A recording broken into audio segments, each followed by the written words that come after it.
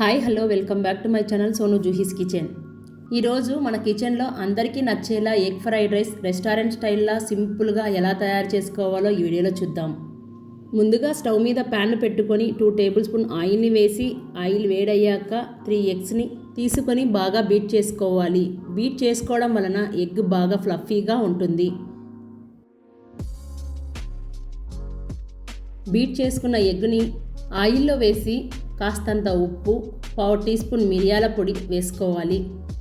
ఇలా ఉప్పు మిరియాల పొడి తీసుకోవడం వలన ఎగ్ అనేది నీచువాసన రాకుండా ఉంటుంది. అలాగే వీటిని పచ్చిగా ఉన్నప్పుడు కలపకుండా కొంచెం వేగిన తర్వాత ఇలా స్లోగా కలుపుతూ వీటిని అంతా ఎగ్గు బుర్జీలా ఫ్రై చేసుకోవాలి. మరి ఎక్కువగా కలిపిన ఎగ్ ముక్కలు అనేవి అంతా కలిసిపోతాయి. కాబట్టి కొంచెం ఉడికించాక ఇలా స్లోగా కలిపి ఎగ్ బాగా ఫ్రై చేయండి. ఇలా ఈ విధంగా ఫ్రై అయితే సరిపోతుంది. ఇప్పుడు వీటిని ఒక గిన్నెలోకి తీసుకొని పక్కన ఉంచండి.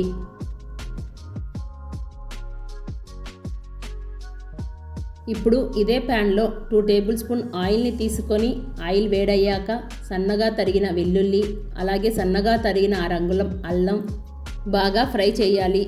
ఎగ్ ఫ్రైడ్ రైస్ చేసేటప్పుడు ఫ్లేమ్ని హై ఫ్లేమ్లో పెట్టుకొని మాత్రమే ఫ్రై చేసుకోవాలి. చూడండి, ఇవి ఇలా దోరగా ఫ్రై అయ్యాక 2 సన్నగా తరిగిన పచ్చిమిర్చి, అలాగే సన్నగా తరిగిన చిన్న సైజు ఉల్లిపాయ ముక్కల్ని వేసి ఫ్రై చేసుకోవాలి. మనం హై ఫ్లేమ్లో ఫ్రై చేసుకుంటున్నాం కాబట్టి 2 నిమిషాల్లో చక్కగా ఫ్రై అయిపోతాయి. ఇప్పుడు ఇందులో మనకు కావాల్సిన వెజిటేబుల్స్ని యాడ్ చేసుకోవచ్చు. సన్నగా తరిగిన 3 టేబుల్ స్పూన్ క్యాప్సికమ్, అలాగే 3 టేబుల్ స్పూన్ క్యారెట్ ముక్కల్ని, అలాగే ఉల్లికాడలు, 2 టేబుల్ స్పూన్ ఫ్రోజన్ బఠానీ, రుచికి సరిపడా ఉప్పు, అలాగే 1/2 టేబుల్ స్పూన్ మిరియాల పొడిని వేసి బాగా కలుపుకోవాలి.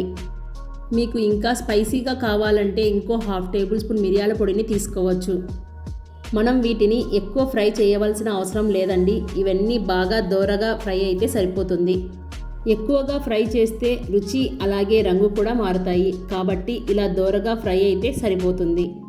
సో ఇలా బాగా కలిపాక ఇందులోకి 1 కప్పు ఉడికించి పెట్టుకున్న అన్నాన్ని తీసుకొని అలాగే ఫ్రై చేసిన ఎగ్ మిక్స్ని వేసి బాగా కలుపుకోవాలి. ఈ ఎగ్ ఫ్రైడ్ రైస్ని అప్పటికప్పుడు తినాలనిపించినప్పుడు ఈ విధంగా ట్రై చేసి చూడండి. ఆ రోజు గిన్నె ఖాళీ, అంత బాగుంటుంది. ఇలా మొత్తం బాగా కలిపాక ఇందులో 1 టీ స్పూన్ సోయా సాస్, అలాగే 1 teaspoon vinegar. In case మీ దగ్గర సోయా సాస్ వెనిగర్ లేకపోతే వాటికి బదులుగా 2 టేబుల్ స్పూన్ నిమ్మరసాన్ని తీసుకొని కలిపినా చాలు, చాలా టేస్టీగా ఉంటుంది. సో ఇదంతా చేసుకోవడానికి వెజిటేబుల్స్ అన్నీ కట్ చేసుకొని పక్కన ఉంచుకొని 10 నిమిషాల్లో చాలా ఈజీగా చేసేయచ్చు. ఇప్పుడు ఇదంతా కలిపాక చివరగా 3 టేబుల్ స్పూన్ స్ప్రింగ్ ఆనియన్ కానీ అలాగే కొత్తిమీరను కానీ వేసి బాగా ఫ్రై చేసుకోవాలి.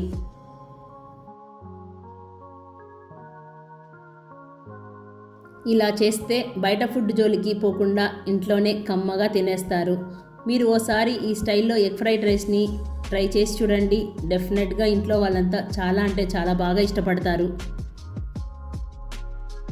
ఓకే ఫ్రెండ్స్, ఇలాంటివి మరెన్నో మంచి రెసిపీస్ కోసం సోను జూహీస్ కిచెన్ని సబ్స్క్రైబ్ చేసుకోండి. అలాగే మీ ఫ్రెండ్స్ రిలేటివ్స్కి షేర్ చేయండి.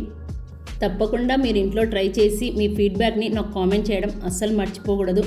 అంతవరకు బాయ్ ఫ్రెండ్స్. ఈ వీడియో మీకు నచ్చినట్లయితే please like, share, subscribe to my channel Sonu Juhi's kitchen.